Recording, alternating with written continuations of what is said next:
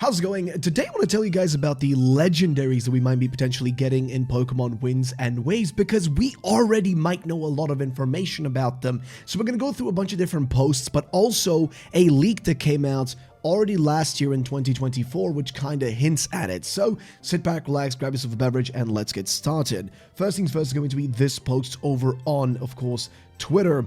This post was shared by none else than Pokesutami, who does a bit of a breakdown on the names of the two new Pikachus. And these Pikachus are actually important because they may be directly tied in with the two legendaries of Winds and Waves. So please stick with me. It's going to be really important. So here's what she says, because she does translations. Definitely check her out. She does like translations of Japanese to English, which are really useful for Pokemon. So meanwhile, the Japanese names of these Pikachus are Kaze Pika, Kun, and Nami Pika-chan.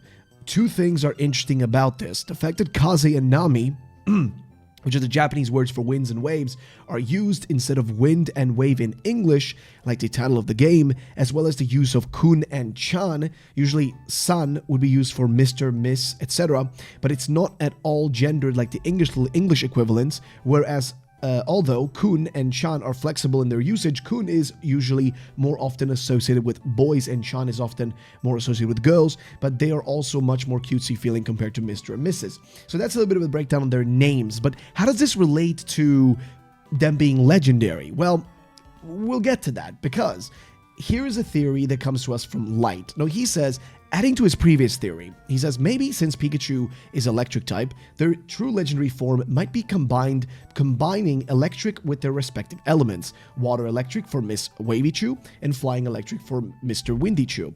If rumored Majin gimmick, which if you guys do not know what the Majin gimmick is, I'll give you a quick rundown. Basically, gimmicks in Pokemon games are things like Mega Evolution, Z moves, Gigantamax, Dynamax, Terastallization. These are gimmicks, right? These are features that are added in every game and work for battles usually. It's always connected to some form of battling in Pokemon games. And guess what?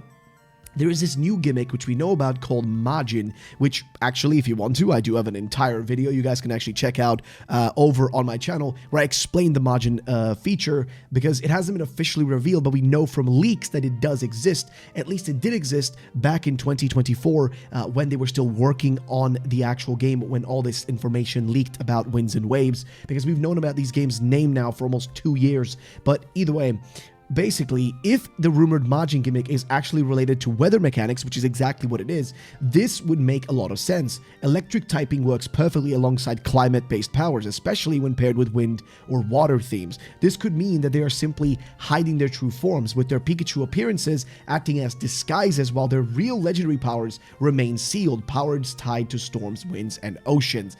What does he mean here? Well, the idea is that these two, and we know, by the way, we know that in the leaked files, there was a mention of two specific characters, a grandma and a grandpa type of character, like two people that are going to help you throughout the game that are directly tied to and or are the actual legendary, but they take on a different form. We're going to see if we can find a little bit more about that in the actual leak thread. There's a big leak post over on PokeOS, which goes into this a little bit more, but there are a few people that did some other theories on exactly these topics as well, and we're going to go through all of those right here as well, because there's loads of them. So we're going to start off, first of all, with Soul Silver Art, who had this theory right here. Pokemon Leak theory. Could Mr. Windychu and Mrs. Wavychu actually be the Wind and Wave box legendaries in disguise? See, I personally don't like this theory.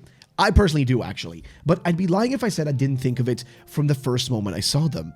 In the Terra Leak, TL, that's what he's referring to. Terra Leak was, of course, for those you do not know, Terra Leak was this massive leak that happened at Game Freak where a bunch of their data was stolen and then just sent into the void, right? People just got their hands on it, and it's been out in the open ever since. But basically, ever since the Terra Leak info, we learned that the Wind legendary would be an old man guardian type of legendary, and the Wave legendary would be an old woman guardian type of legendary. I mean, literally, their names are Mr. Windy Chu and Wavy Chu, Mr. Wind and Mrs. Wave. I mean, come on. Or Miss Wave, right? Here's what he says, though. Curious that these Pikachus, genders are the same as the legendaries and the respective games, which is true. They also seem like they could be our initial guides throughout the region. Yes, the the people who guide us in this new journey, right? They're also there on vacation, but they're actually the literal guardians of this place. And at the end of the game, they will just transform into the legendary or something. Now, many things have changed from the early Terra Leak info. So yes, things of course have over time changed out, and not everything's going to be the same as it was when they first, were working on these things way back when those leaks happened. Of course, things change in development, but the thing is, a lot of times, a lot of stuff will be kept though, right? Because they're not going to change things only like, 2 years before like full-on release. They're not going to change drastically stuff if they've already, full into development. But either way, so maybe the legendary roles did, a bit too. There have also been rumors of winds and waves being related to deities, so it would be fitting for them to be disguising themselves as a funny Pikachu to then plot twist us eventually. I don't know, they just feel really random and too silly, but it's Game Freak. Most likely they're just even more Pikachu costumes and forms, but I think they're more likely to actually be the legendaries. And you guys can see here actually a post about this. I think this might be from the Terra League itself. Let's see if I can open this up for you guys on the screen here separately so you can see what it's all about. So here it says package Storm. The Storm package, which I guess is Pokemon Wins, Storm package Pokemon, its role is that of an old man. It lives on an island that keeps people away. It has the power to guide people and Pokemon in the right direction. The Pikachu could be our guide, right? In the right direction, using the power of wind. It only accepts people who have properly raised its seed Pokemon. And again, this brings us back to this thing that you guys may not know about if you haven't seen one of my videos or listened from somebody else who mentioned this. But there is this talk about this seed Pokemon, like this little Pokemon that can kind of literally a randomly generated Pokemon in this game, right? Like that it's going to change based on how you play the game, right? That will actually literally change how it looks based on how you, the player, actually play the game. And this seed Pokemon needs to be with you for a long time before eventually it unlocks the ability for you to go directly and take on the legendaries, right? So it makes sense that the legendary here would only accept you after you've raised it properly. Then there's also Package Wave, which is the Wave Package Legendary.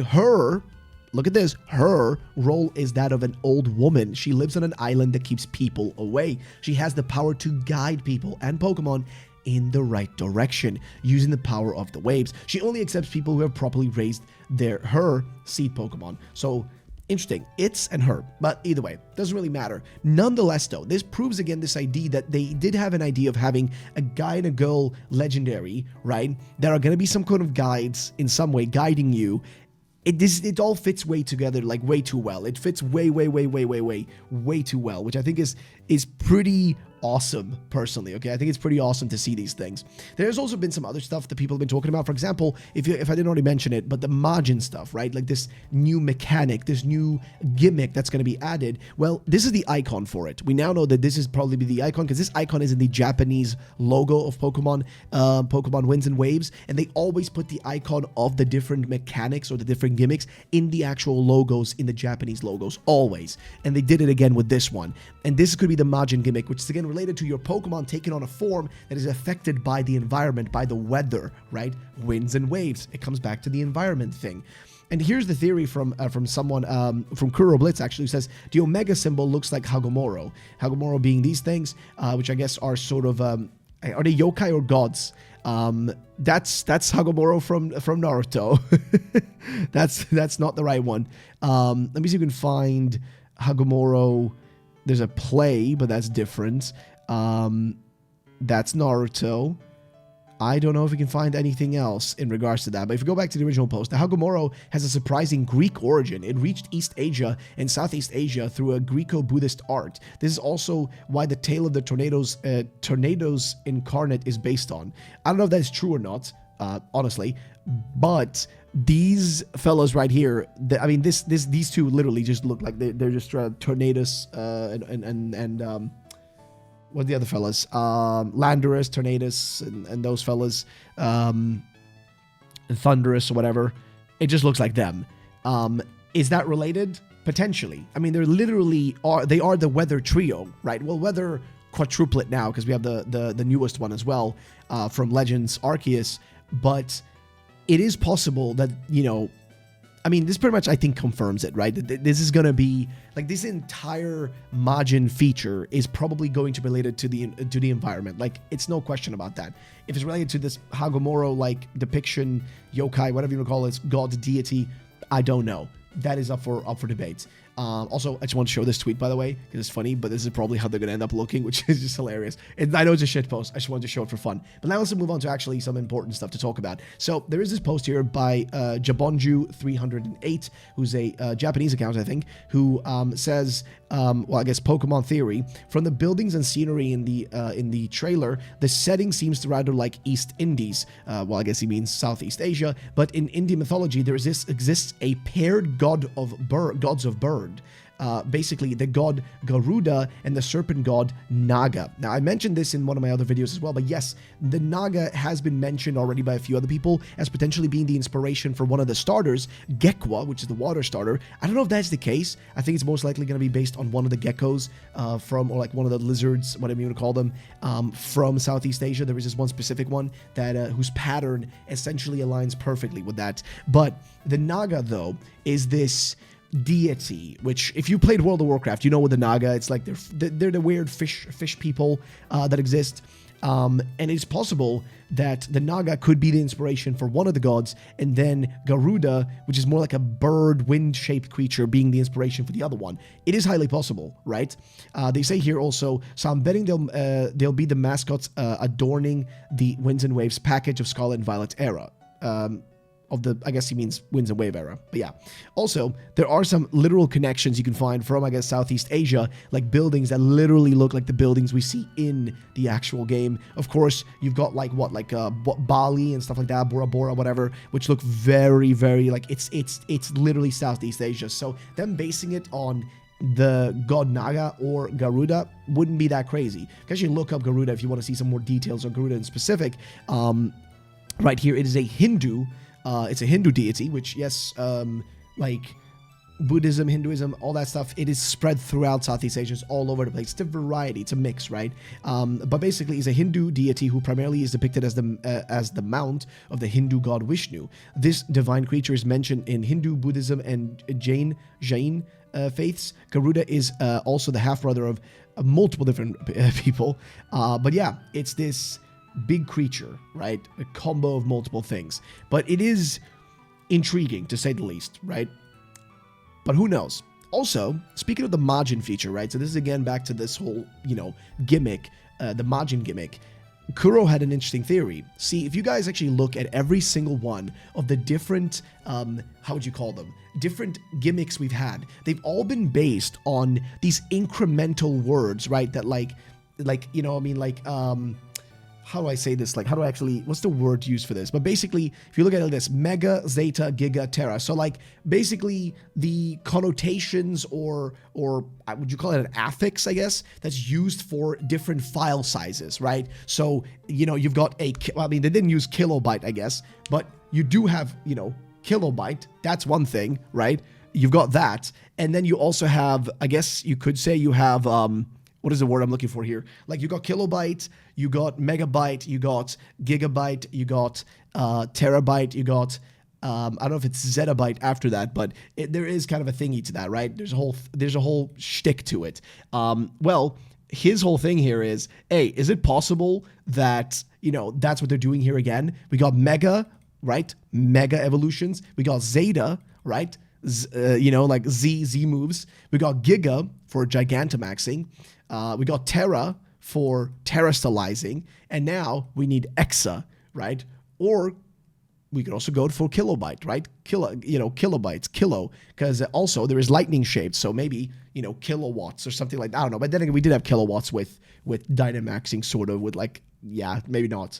But yeah, he says, my idea for Gen 10 gimmick is Exalink. Basically a busted version of Assist, since Terra types are basically a revamped hidden power. Pokemon would borrow moves from a teammate, even benched ones in VGC, to have 8, 1 PP per add-on. I don't know if that's what they're going to do, but we do know it's going to be weather-based. Like, that's one thing we know for a fact. But how that's going to work, we'll have to wait and see. But now let's get to the meat and potatoes of this entire video, which if you've been waiting and you've gotten this far in, let's actually look at the real leaks that came out in the past, which will give us a good indication of stuff. So we know for a fact that the legendaries will be located at a wind temple for the wind legendary and a legendary temple for the wave legendary, right? Two separate ones.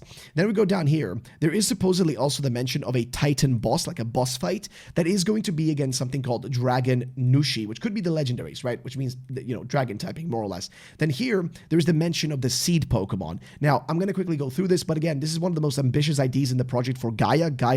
Project Gaia is the code name for Winds and Waves. Presentation is the seed Pokemon, a single experimental design to act as both a narrative core and a key gameplay system for Generation 10, right? Basically, this seed Pokemon, unlike traditional evolution, this Pokemon has no fixed final form. Its appearance and development are shaped by growth, environment, and player interactions. With near infinite variations, the presentation explicitly cites Spore. If you guys do not know the game Spore is this weird game where you can sort of create really like an infinite supply of different creatures and stuff in any way, shape, or form, and they evolve into just the most ungodly looking creatures. And they use that as an inspiration, though reinterpreted through Pokemon's emphasis on emotional bonding rather than pure simulation. So it wouldn't be a seed Pokemon that's completely generated by you, but it is somewhat adjustable based on what you do in the game, right? It's a Pokemon that specifically changes to what you do.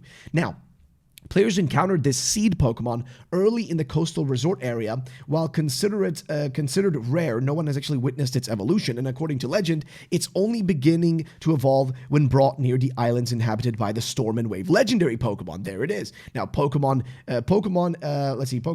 with its final form determined by how you raised it and guided it. Crucially, the seed Pokemon is not just a creature, but an actual gameplay system, right? Its growth directly affected by the world itself, procedurally shaping islands, environments, and ecosystems. It also functions as a progression gate, unlocking access to key locations, including the legendary islands, right? If retained, this system could represent one of the most radical departures from traditional Pokemon evolution, reinforcing Gaia's themes of growth, harmony, interconnected relationships between humans, Pokemon, and nature. The next mention of legendaries, if we go down here, is going to be right there where they talk about the actual box legendaries a bit. So here's a bit of more info we have from, again, old leaks, so this stuff may be not the same anymore. But what they say is, box legendaries for Winds and Waves. The script clearly defines two package Pokemon, one for each version. Storm or Wind legendary, an Elder Guardian figures residing on an isolated storm-covered island. Here we go again, right? It guides humans and Pokemon through the power of wind and accepts only those who have properly raised their seed Pokemon.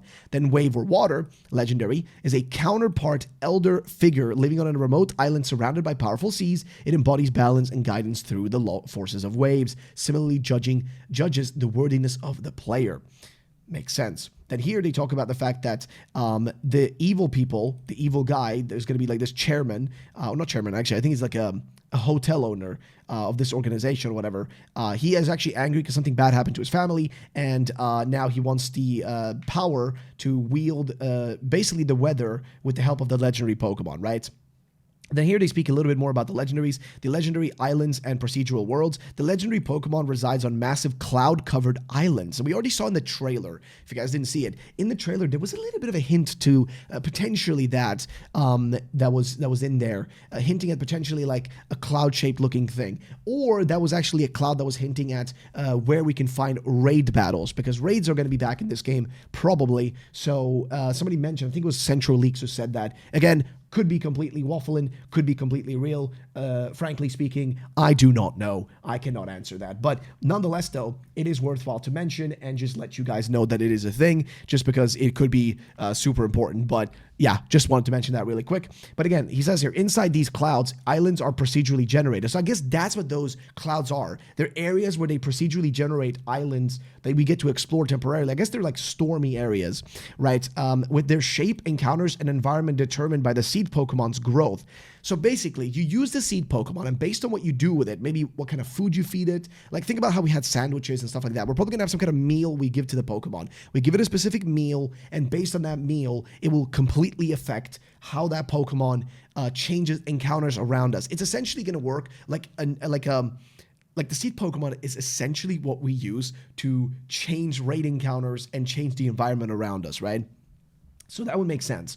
Pokemon's growth, smaller islands serve as raid areas, mid-sized ones connect to other players, and single large island are reserved, and a single large island is reserved for the legendary Pokemon. This system reinforces the idea of ever-changing world shaped by players' choices and growth. And then, of course, there's the fact that there is the post-game story concludes not with a definitive resolution, but with the end of a long vacation, with you returning to city life, with the world continuing, and then you actually get to just, you know, chill for a bit. We're going to skip through and see if we missed anything else about the legendaries. Again, the legendary Pokemon's power shapes or influences the islands, which makes sense because they're literally winds and waves. But yeah, that pretty much summarizes that. So I think this should give you a good idea, at least somewhat, what to expect for the legendaries. As for what they're going to look like, we could expect, like I said, that Kage or Garuda, Naga or Garuda, what was it, right? It was Garuda and Naga, right? Those two creatures to be these legendaries. Like, that is potentially what we could have. Again, it is all up for debate at the moment. We're gonna have to wait and see if that's what they do end up looking like. Maybe I'll put some in the thumbnail, some art that kind of represents sort of what these would look like, if I find something that kind of fits. But that should give you, just generally speaking, a good idea of what these could be like. So yeah, that's it for this video, guys. Hope you enjoyed it. If you did, then drop a like down below and subscribe, and I'll see you in the next one. Peace.